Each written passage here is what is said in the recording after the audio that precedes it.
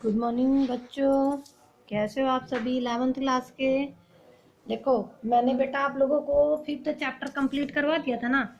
अब आपको करवाते हैं 6th चैप्टर। ठीक है, क्या है? खनिज एवं सेल। खनिज का मतलब क्या बोलते हैं इंग्लिश में? इसको मिनरल्स। और सेल को रॉक्स।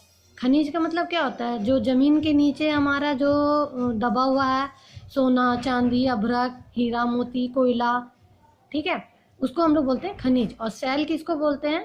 जैसे जो आपको मैंने पिछले इसमें चैप्टर में ज्वालामुखी पढ़ाया था ना, तो ज्वालामुखी से जो लावा निकलता है और जो ठंडा होने के बाद ये क्या बन जाता है? सेल बन जाता है, जिसको रॉक्स पहाड़ चट्टान बोलते हैं। ओके, अच्छा, अब इसका चैप्टर पढ़ते हैं। क्या लिखा हुआ है? खनिज प्राकृतिक रूप से पाया जाना वाला एक समांगी ठोस। पहले आपको खनिज के बारे में बताते हैं, ठीक है। और खनिज क्या होता है? जो मतलब आणविक, जो इस खनिज का जो प्राकृतिक जो रूप है ना, वो हमने नहीं बनाया। किसने बनाया? प्रकृति ने बनाया। एक समांगी ठोस अजैव पदार्थ है। और ये क्या है? समांगी ठोस अजैव, जिसमें जीवन नहीं है, और ठोस यानी सख्त पदार्थ है, जिसकी सुव्यवस्थित आणविक संरचना तथा एक निश्चित रासायनिक संगठन है। ठीक है। सभी खनिजों का मूल स्रोत क्या है? भूगर्भ की उष्ण मैग्मा है। भूगर्भ का मतलब क्या है? जो पृथ्वी का जो आंतरिक भाग है, उसका जो मैग्मा है ना, वो है उसका स्रोत। यह मैग्मा ठंडा होता है। और ये मैग्मा कैसा होता है? ठंडा होता है। खनिजों के क्रिस्टल बनते हैं। जो खनिज उसमें होते हैं ना, वो क्या होता है? छोटा छोटा जमता जाता है। और जैसे जैसे मतलब जितना ज़्यादा जल्दी अगर जमता है तो छोटा बन जाता है, और धीरे धीरे अगर जमता है तो बड़ा बनता है। ठीक है। इस प्रकार शुरू से बने क्रिस्टल मैग्मा ही खनिजों का क्रिस्टल बनाते हैं। इस प्रकार शुरू से बने क्रिस्टल मैग्मा ही डूब जाते। डूब जाते का मतलब क्या है? जो पृथ्वी का जो तल है वो गर्म है ना, ज़्यादा गर्भ जो इसका है, जो आंतरिक भाग है वो गर्म है। तो गर्म में क्या होता है? जैसे पानी में अगर हम कुछ डालेंगे, कुछ ठोस चीज़ हो रहा है, तो वो क्या होगा? नीचे डूब जाता है ना पानी में। तो सेम वैसे तो वो तरल है ना, गर्म होकर के। तो तरल में ये जैसे जैसे मैग्मा क्रिस्टल बनता है ना, तो वो डूबता जाता है, जिसमें मैग्मा का संगठन या संयोजन में गहराई के साथ परिवर्तन होता है। इस प्रकार मैग्मा जैसे जैसे ठंडा होता है, सैलों में खनिजों का एक अनुक्रम बनता है। और ये जो जैसे जैसे सैल पहाड़ों के अंदर या फिर जो खनिज है, ये धीरे धीरे क्या होता है? जमता जाता है, अनुक्रम में बनता जाता है। इसके अतिरिक्त कुछ खनिज जैसे कोयला, पेट्रोलियम तथा प्राकृतिक गैस कार्बनिक पदार्थ है, जो क्रमशः, ये जो कोयला पेट्रोलियम और प्राकृतिक गैस है ना, ये क्या है? कार्बनिक पदार्थ है, जो क्रमशः ठोस तरल तथा गैस तीनों रूप में पाए जाते हैं। ठीक है। चट्टानों और खनिजों का गहरा संबंध है। ठोस अवस्था में पाए जाने वाले विभिन्न खनिजों से चट्टानों का निर्माण होता है। ये जो चट्टान जो जैसे हम गहरा संबंध का मतलब क्या हुआ कि ये जो चट्टान है ना, ये जो जब ठोस अवस्था में बनता जाता है, तो विभिन्न जो अलग अलग तरह का जो खनिज है, इसी से क्या होता है? चट्टानों का निर्माण होता है, चट्टान बनते हैं। प्रत्येक खनिज में दो या दो से अधिक साधारण रासायनिक तत्व होते हैं। और ये जितने खनिज है ना, इसमें दो या दो से अधिक साधारण तत्व मिले होते हैं। लगभग 2000 विभिन्न खनिजों में से केवल 12 सामान्य खनिज है, जो पृथ्वी के सभी स्थानों पर पाए जाते हैं। जो 2000 जो खनिज है ना, होते तो खनिज कितने हैं? 2000 है, लेकिन 12 ऐसे खनिज, सिर्फ 2000 में 12 ही ऐसे हैं जो हमें क्या होता है? साधारणतया देखने को मिलता है। ठीक है।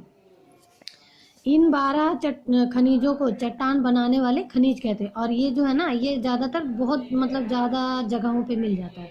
और इन्हीं इन्हीं को हम बने हुए जो चट्टान होते हैं ना, ये इसको हम चट्टान बनाने वाले खनिज बोलते हैं। ठीक है। सामान्य खनिज 8 मुख्य तत्वों से बनते हैं। और ये जो सामान्य ये जो है ना खनिज, ज़्यादातर जो खनिज है वो 8 तत्वों से मिलकर बनते हैं। भूर परपटी के 87% खनिज सिलिकेट होता है। और इनमें से जो 87% जो खनिज है ना, वो क्या होता है? सिलिकेट होता है। क्वार्ट्ज के 2 तत्व सिलिकॉन तथा ऑक्सीजन है। और इसका जो 2 तत्व है ना, क्या क्या है?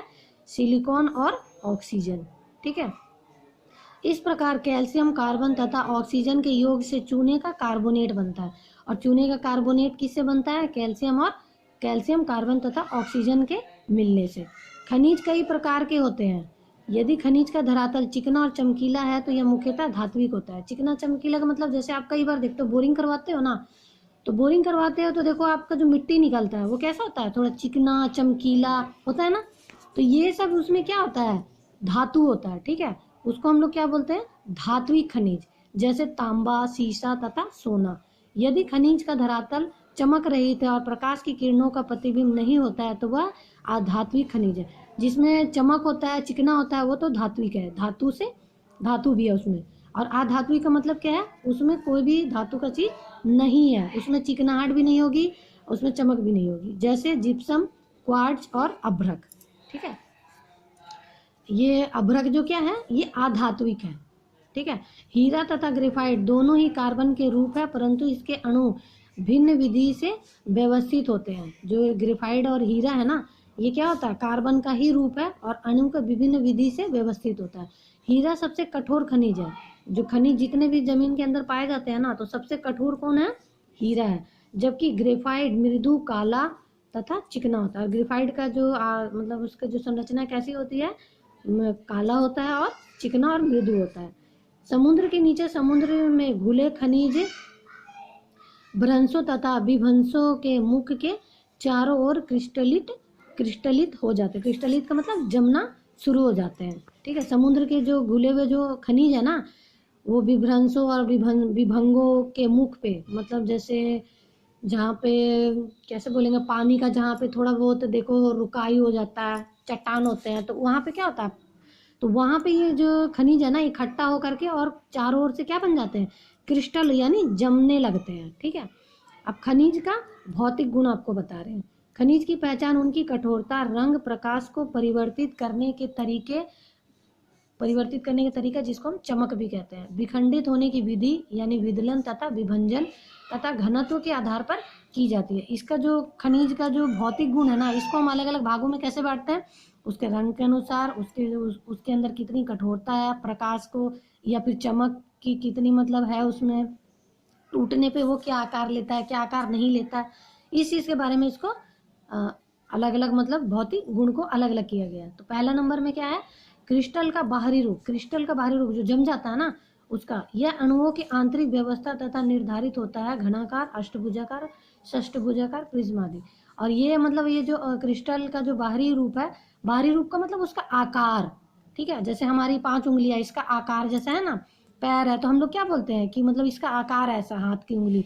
तो वैसे जो क्रिस्टल इसका जो बाहरी रूप है ना, उसका आकार कैसा होता है, घनाकार, अष्टभुजाकार, षष्ठभुजाकार और प्रिज्म के जैसा। ठीक है, सेकंड है विदलन तथा विभंजन। खनिज की चिकनी, समतल तथा कमजोर सतह जिसके सहारे वह विभक्त होने की प्रवृत्ति रखता है, विदलन तल कहलाता है। क्रिस्टल रूप से इसका घनिष्ठ संबंध है। विदलन विहीन खनिज कई प्रकार के विभंग सतहों पर टूटते हैं। उदाहरण के लिए कांच का वक्र विभंग सतह खंबाक विभग की रचना करता है, जैसे क्वार्ट्ज खनिज में देखा जाता है। ठीक है, अब नेक्स्ट आपका चमक। परावर्तित प्रकाश में खनिज सतह कैसा प्रतीत होता है, अभी रहने देने आ रही हूँ। परावर्तित प्रकाश में खनिज सतह कैसा प्रतीत होता है, उसे खनिज चमक कहते हैं। जैसे सोना है, चांदी है, अभ्रक है, वो ऊपर से चमकता है ना, तो जो उसका परावर्तित जो प्रकाश है, वो खनिज का सतह को क्या करता है, दिखाता है कि मतलब ये क्या चीज है। ठीक है, जिसकी पहचान होती है। जैसे धात्विक में हीरा सदृश्य, कांच सदृश्य, तेल सदृश्य, मोती सदृश्य अथवा रेशम सदृश्य द्वारा किया जाता है। अब नेक्स्ट रंग। जो जैसे आप कई चीज को देखो, आप जैसे पीली चीज देखते हो ना, तो क्या बोल देते हो, सोना है। ठीक है, लेकिन हाँ, पीला चीज तो पीतल भी होता है। तो इसको पहचानने का क्या होता है, जैसे अब हम लोग अब हम और आप पढ़ रहे हैं, हम पढ़ा रहे हैं और आप पढ़ रहे हो। अब जैसे ये लिखा हुआ है कोई वर्ड, तो इसको हम लोग पहचानते हैं ना, तो सेम वैसे ही जो इसके जो माइंस के जो मिनरल के जो विशेषज्ञ होते हैं, वो इनको देख करके बताते हैं कि नहीं, ये पीतल नहीं है, ये क्या है, सोना है, या फिर ये सोना नहीं है, ये पीतल है, ये चांदी है, ये एल्यूमिनियम है। ठीक है, उसका रंग, उसका जो रूप है, उससे देख करके पहचान में आते हैं। अब नेक्स्ट है वर्ण रेखा। जब खनिज को सफेद पार्सलिन की प्लेट पर, जिसे वर्ण रेखा पट भी कहते हैं, घिसा जाता है। जैसे आप सुनार दुकान में कई बार आप गए हो, है ना, तो उसमें जैसे आप चांदी का चीज लेके जाओ और उसमें सोना का पानी पिला दो और उसको बोलोगे कि भैया ये तो सोना का है, इसको खरीद लो, आप मेरे को पैसे दे दो, तो वो आपको पैसे थोड़ी दे देगा, वो पागल थोड़ी ना। वो क्या करेगा, पहले सोना को क्या करेगा, एक उसके पास एक पत्थर सा होता है, उस पर ऐसे से रगड़ेगा उसको, ठीक है, ऐसे रगड़ता है, तो रगड़ने से क्या होता है, उसकी जो जैसे सोना चांदी जो भी है ना, वो अपना क्या हो, चमक छोड़ता चलेगा उस लाइन में। ठीक है, तो उसको देख करके वो तुरंत जो है, जो जानकार है सोना चांदी का, वो तुरंत बोल देगा नहीं भाई ये तो चांदी का है, तूने इस पे पानी लगा रखा है। ठीक है, ये इसमें ये है पारदर्शिता, ये वर्ण रेखा। ठीक है, ये समझ में आ गया। और कई बार इसमें क्या होता है, जो खनिज का जो चूर्ण है ना, इसका रंग कई बार खनिज के रंग से भिन्न भी होता है, अलग भी होता है, लेकिन जो पहचानने वाले होते हैं वो उसको पहचान जाते हैं। अब नेक्स्ट है आपका पारदर्शिता।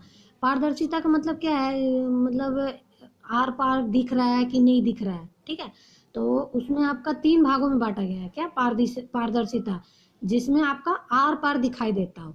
ठीक है, और पारभासी जिसमें आपके पार तो जाती है, लेकिन जो आप जिस पे आप मतलब प्रकाश पड़ रहा है ना, वो चीज आपको दिखाई नहीं देता है। कई बार आप देखो शीशे पे, आप जैसे आप टॉर्च मारो तो वो शीशा तो से तो खैर पार नहीं जाता है रोशनी, लेकिन कैसा होता है, आंख आपका चुंधिया जाता है, आप देख नहीं पाते हो। ठीक है, तो वो वैसा जैसे है, उसको पारभासी बोलते हैं। पारभासी का मतलब उसमें क्या है कि आप जैसे रोशनी डालोगे ना, तो पार तो हो जाता है रोशनी, लेकिन आप उसकी जो सतह है उसको आप देख नहीं पाते हो। और अपारदर्शी क्या होता है कि ये बिल्कुल किरण जो है, इसके जो भी रोशनी है, उस चमक जो है उसके आर पार नहीं होता है। ठीक है, ये हो गया आपका ये। चलो आपको अब इसका अगले सेशन में इसको पढ़ा देंगे। ठीक है।